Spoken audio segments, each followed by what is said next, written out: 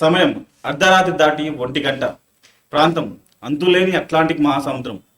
అలల హోరు తప్ప చుట్టూ భయంకరమైన నిశ్శబ్దం.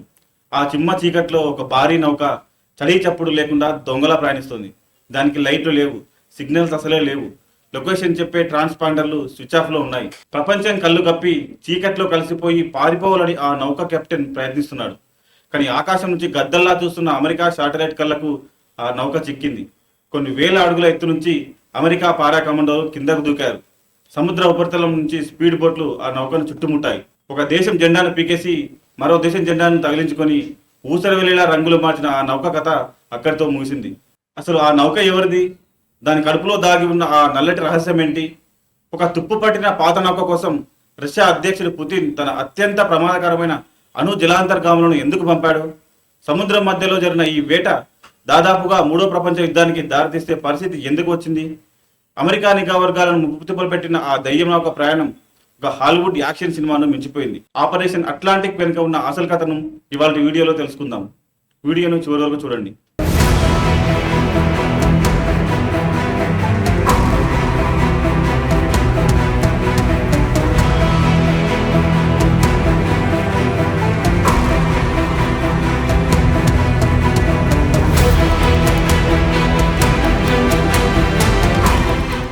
ఈ కథ వెనెజువెలా తీరంలో మొదలైంది. ఒకప్పుడు దక్షిణ అమెరికాలో అత్యంత ధనిక దేశం వెనెజువెలా. కానీ ఇవాళ ఆ దేశం పేదరికంలో మగ్గుతోంది. ఇక్కడ నీళ్ళ కంటే పెట్రోల్ చౌక. కానీ ఆ పెట్రోల్ అమ్మడానికి లేదు. కారణం అమెరికా ఆంక్షలు. వెనెజువెలా అధ్యక్షుడు నికోలస్ మదురో పాలనను వ్యతిరేకిస్తూ అమెరికా ఆ దేశంపై కఠినమైన ఆంక్షలు విధించింది. వెనెజువెలా నుంచి చమురు కొనడం కానీ అమ్మడం కానీ అంతర్జాతీయ నేరం. కానీ దేశం నడవాలంటే డబ్బు కావాలి. అందుకే వెనెజువెలా, రష్యా, ఇరాన్ వంటి దేశాలు ఒక రహస్య మార్గాన్ని ఎంచుకున్నాయి. అదే షాడో ఫ్లీట్, అంటే నీడ లాంటి నౌకలు. ఇవి ప్రపంచంలో ఎక్కడా రిజిస్టర్ అయి ఉండవు. వీటికి ఇన్సూరెన్స్ ఉండదు. ఎప్పుడో స్క్రాప్కి వేసిన పాత తుప్పుపడిన నౌకలకు రంగులు వేసి పేర్లు మార్చి దొంగచాటుగా ఆయిల్ రవాణా చేయడానికి వాడుతున్నారు. అందులో ఒకటే మన కథలోని విలన్ బెల్లా 1. దీని విలువ 100 కోట్లు. ఎందుకంటే అందులో లక్షల బ్యారెల్ల ముడి చమురు నింపి ఉంది. ఆ ఆయిల్ కనుక గమ్యం చేరితే వెనిజులా ప్రభుత్వానికి, దానికి సహకరిస్తున్న రష్యాకు $1 మిలియన్ ముట్టుజెప్పినట్టు అవుతుంది. ఆ డబ్బుతో వాళ్ళు అమెరికాకు వ్యతిరేకంగా మరిన్ని కుట్రలు చేస్తారు. అందుకే ఈ నౌకను ఎలాగైనా ఆపాలని వైట్ హౌస్ డిసైడ్ అయింది. ఈ బెల్లా 1 నౌక తన ప్రయాణం మొదలుపెట్టింది. కానీ అట్లాంటిక్ మహాసముద్రం దాటాలంటే అమెరికా నేవీ కళ్ళు కప్పాలి. అందుకే స్మగ్లర్లు పెద్ద స్కెచ్చే వేశారు. నౌక సముద్రంలోకి రాగానే వెనెజువెలా జెండాను దించేశారు. దాని స్థానంలో గుయానా దేశపు జెండా రెపరెపలాడటం మొదలైంది. ఇక్కడే స్మగ్లర్లు తమ తెలివితేటలను వాడారు. గుయానా అనేది వెనెజువెలా పక్కనే ఉండే చిన్న దేశం.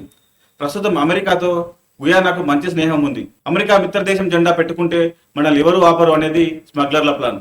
కొన్ని రోజులు ఈ ప్లాన్ అద్భుతంగా వర్కౌట్ అయింది. నౌక కరీబియన్ సముద్రం దాటింది.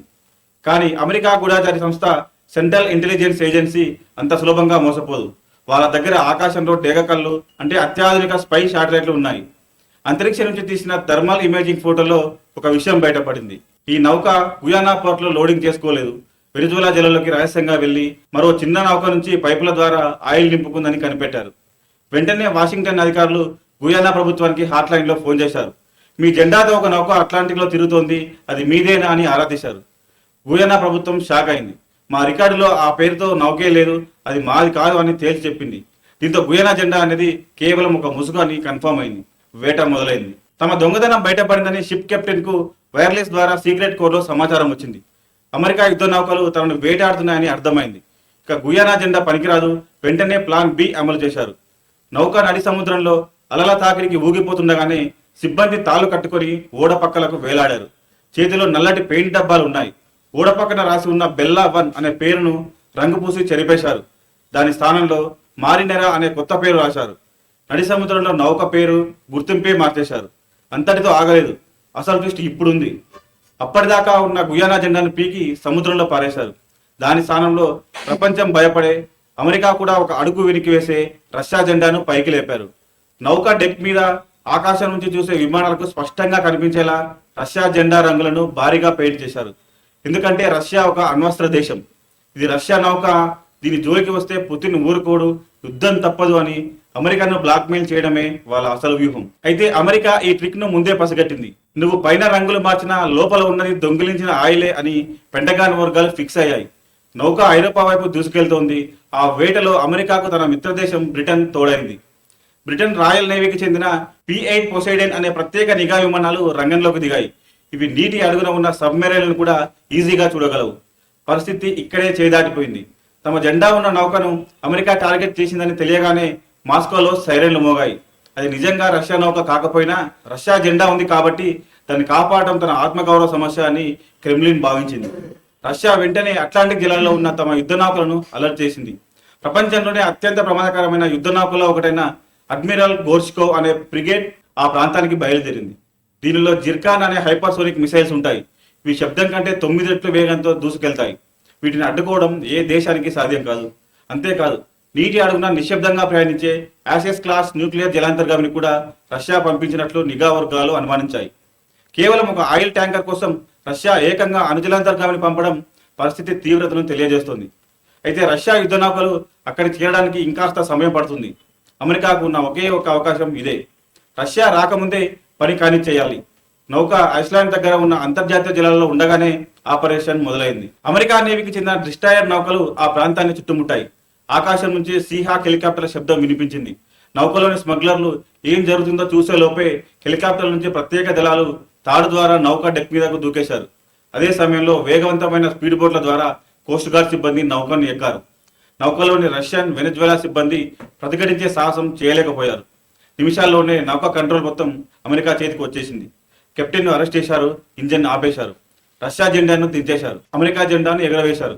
రష్యా యుద్ధ నౌకలు అక్కడికి చేరుకునే లోపే మారినెరా నౌకను అమెరికా తన ఆధీనంలోకి తీసుకొని హ్యూస్టన్ పోర్టుకు మళ్లించింది. ఈ ఆపరేషన్ కేవలం ఒక నౌకను పట్టుకోవడం మాత్రమే కాదు, దీని వెనుక పెద్ద స్ట్రాటజీ ఉంది. మొదటిది, రష్యాకు యుద్ధం చేయడానికి కావాల్సిన డబ్బును అడ్డుకోవడం.